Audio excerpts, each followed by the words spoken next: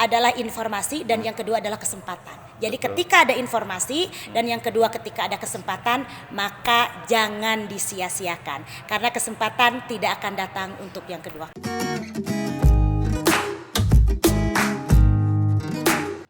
Assalamualaikum warahmatullahi wabarakatuh. Waalaikumsalam warahmatullahi Oke, selamat sore Ibu. Selamat sore. Oke, selamat sore sahabat Mastik TV dimanapun Anda berada. Jumpa lagi bareng saya Andi di acara Ngobras Ibu Ngobrol Santai. Ya, harus santai ya. Betul, kebetulan kita sore ini berada di gedung DPRD Kabupaten Sukabumi ya. Dan pada kesempatan ini saya sudah ditemani oleh seseorang yang sangat spesial bagi saya.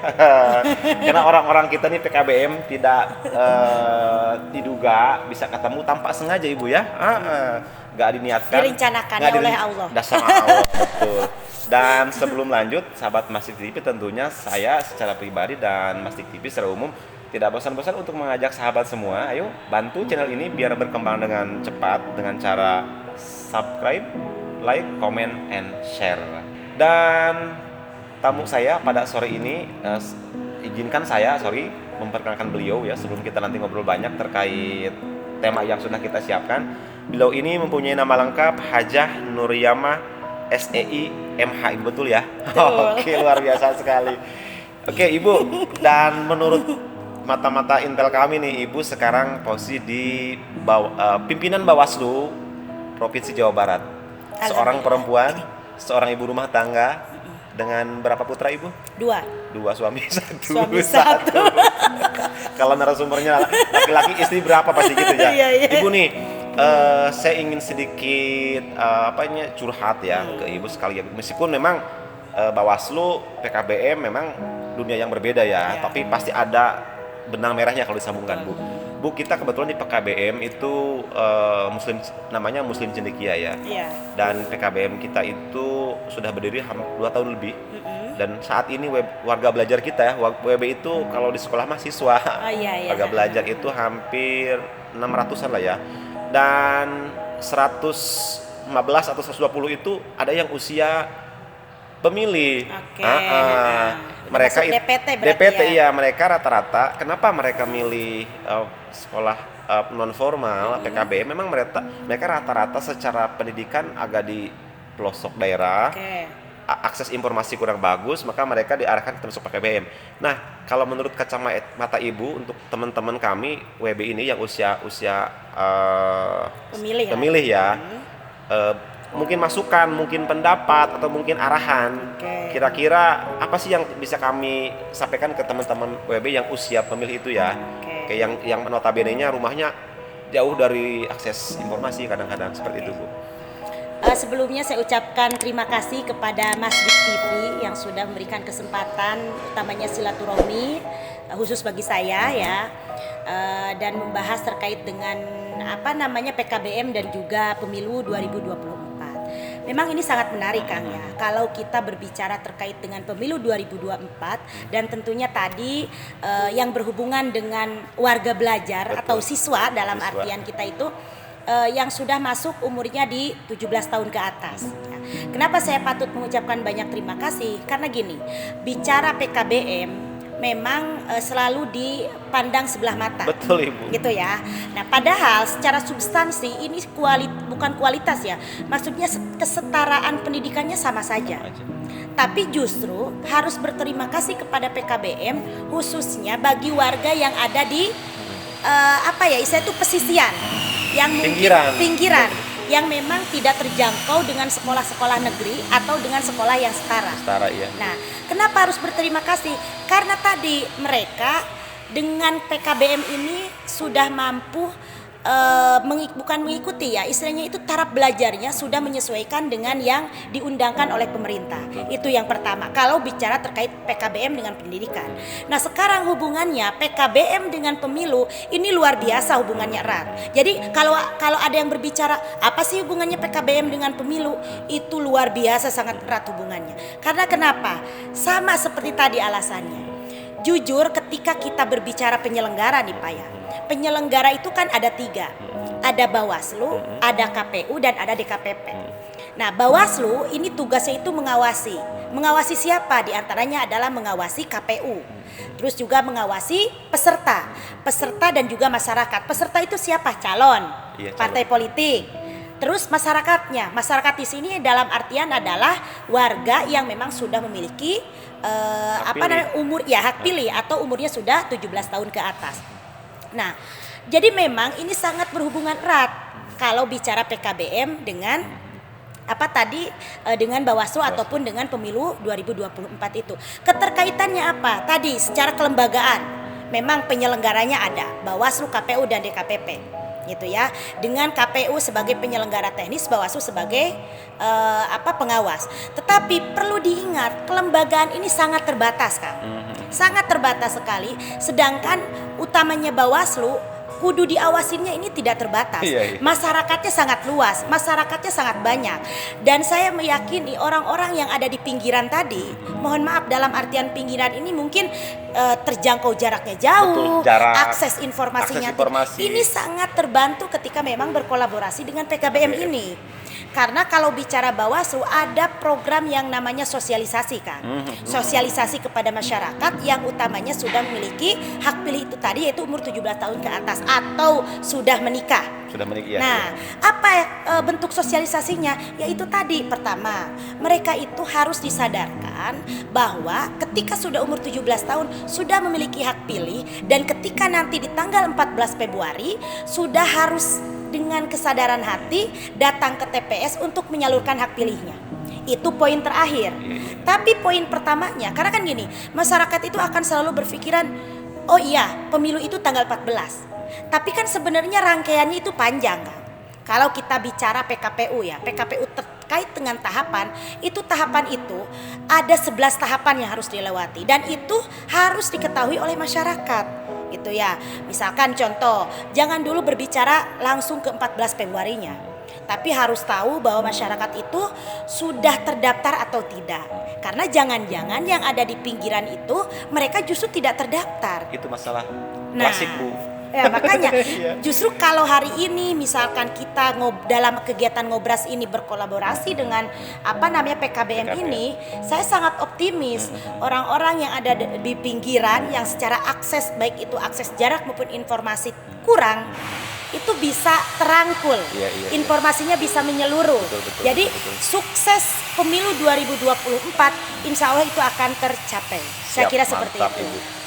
Oke Ibu, kemudian untuk teman-teman WB yang tadi yang sangat terbatasi gerak-geraknya karena akses informasi, terus transportasi segala macam. Nah Ibu sebagai pimpinan Bawaslu, ada nggak sih masukan, saran atau semacam ujangan buat WB terkait bukan aktivasi sih, keikutsertaan di pemilu gitu ya. Ini karena rata-rata tidak semua, rata-rata teman-teman yang agak sedikit termarginalkan karena terbatas informasi itu, mereka kadang acuh tak acuh Ibu. Nah Ibu sebagai tim pelaksana kalau di pengawas dulu ya, informasi atau janganlah buat teman-teman WB atau apa sih, bahas terserah Ibu lah ya, biar teman-teman ini tergugah dan oh iya ya, ternyata kita punya hak, punya kesempatan dan lain sebagainya terkait pemilu di 2024 seperti apa Ibu? Terima kasih Kang. Aduh, ini memang kalau bicara terkait pemilu dan juga PKBM khususnya ya, dan kaum minoritas lah, mohon maaf ya, minoritas dalam artian ini takutnya memang tidak merata terkait informasi tadi. Memang ini sangat luar biasa dan itu menjadi konsen kita sebenarnya di Jabar ya. Nah, mungkin saya perlu menyampaikan gini aja Kang, untuk warga belajar. Nah, ini ada dua nanti. Untuk warga belajar, pastikan bahwa tahu kalau memang Indonesia ini akan melaksanakan pesta demokrasi. Kapan tepatnya? Yaitu pada tanggal 14 Februari 2024. Bagi warga belajar yang sudah umurnya di 17 tahun ke atas, silahkan coba cek apakah memang sahabat-sahabat Bawaslu, kalau kita manggilnya sahabat Bawaslu atau warga belajar ini sudah terdaftar atau tidak, atau kalau susah terdaftar atau tidaknya, paling tidak dilihat di rumah-rumah sudah ada belum bukan kode ya, kayak stiker yang dari KPU. Kalau belum, segera melaporkan mau ke KPU di tingkat kecamatannya PPK atau di tingkat desanya, atau ke Bawaslu di PKD-nya di tingkat desa maupun di Panwaslu kecamatannya. Jadi pastikan dulu nih ya.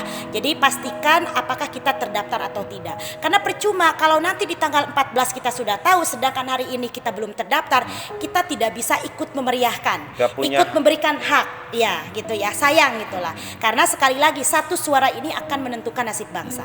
Itu yang pertama. Nah, yang kedua, tentunya kenali calonnya. Jangan sampai ada bahasa membeli kucing dalam karung. Ya, pastikan calonnya ini yang memang menjunjung tinggi terkait dengan regulasi kepemiluan. Kenapa yang harus menjunjung tinggi masalah regulasi kepemiluan? Karena gini Kang, mindset masyarakat itu harus dirubah. Jangan kita selalu berpikir ya udah kita akan mencoblos bagi orang yang memberikan uang. Atau kalau kita sih berpikirnya money politik. Karena gini, ketika kita punya pemikiran seperti itu, kita tidak boleh berharap banyak untuk kemajuan negeri ini. Betul. Karena udah aja cukup dengan dikasih uang tersebut, berarti itu hak kita dan udah sampai di situ kerjasama kita begitu ya. Nah, makanya mindset itu harus dirubah. Pastikan kita memilih yang ikut serta membasmi ataupun menghilangkan money politik, yang juga tidak melibatkan kades, yang juga tidak melibatkan ASN, karena kades dan ASN ini kan bagian yang memang harus bersikap netral ya? Harus bersikap netral. Maka saya berharap kepada warga belajar ataupun sahabat Bawaslu ini, mohon maaf ya, jadi jangan hanya sekedar menerima uang untuk mencoblos salah satu calon, baik itu presiden ataupun DPRD, DPR provinsi maupun DPR RI, tapi yang memang paham dan mengikuti aturan regulasi Bawaslu gitu. Jadi saya berharap kepada warga belajar, atau kalau kita itu nyebutnya sebagai sahabat Bawaslu, jadi tidak hanya tahu terkait tanggal pemberian hak pilih atau pencoblosan di tanggal Februari, tetapi pastikan juga 11 tahapan yang akan dilewati sampai dengan tanggal 14 itu harus juga paham. Utamanya ya, pada saat tahapan krusial. Tahapan krusial itu ada 3 kan? Pada masa kampanye, pada masa hari tenang, dan pungut hitung. Kenapa di sini menjadi tahapan krusial? Itu biasanya banyak sekali para calon ini yang memang keluar daripada regulasi yang ada. Karena kan regulasi itu tidak boleh ketika kampanye itu melibatkan ASN dan juga kades.